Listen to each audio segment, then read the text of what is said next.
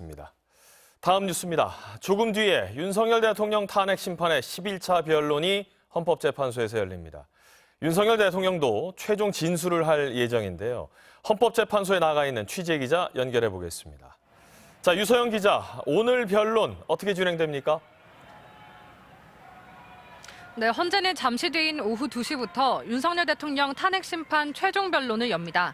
우선 양측 대리인단이 증거 제출 요지를 설명하는 증거 조사가 이루어지는데요.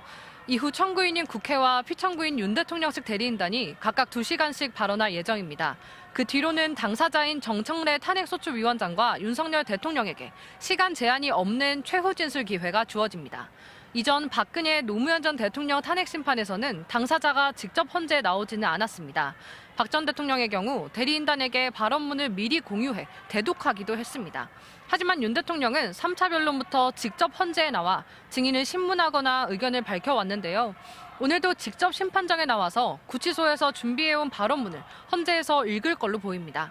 윤 대통령은 주말은 물론 어제와 오늘까지 대리인단을 접견한 걸로 전해졌습니다. 최종 발언에 어떤 내용이 담길지는 아직 알려지지 않았는데요.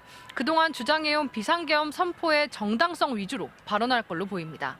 이에 더해서 사회적 혼란에 대한 대국민 사과 메시지가 담길지에도 관심이 쏠립니다.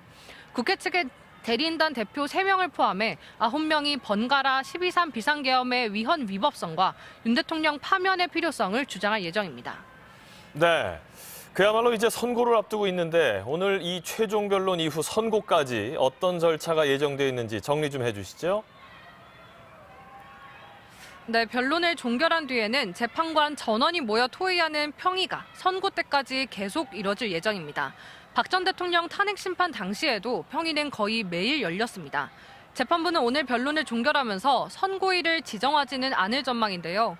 노무현 박근혜 전 대통령의 선례에 비춰보면 선고 2, 3일 전에 선고일이 정해질 예정인데 최종 변론인 오늘로부터 약 2주 뒤 3월 초중순에 선고가 이뤄질 가능성이 큽니다.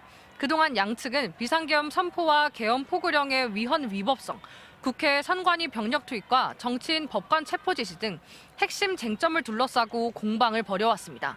결정문 초안은 쟁점들에 대한 재판관들의 다수 의견을 바탕으로 주심 정영식 재판관이 작성하는데요. 선고 직전까지 의견을 변경할 수 있어서 선고 당일 오전까지도 평의가 열릴 수 있습니다.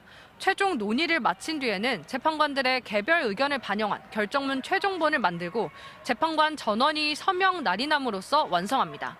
6명 이상이 인용 의견을 내면 파면이 이루어집니다. 지금까지 헌법재판소에서 전해드렸습니다.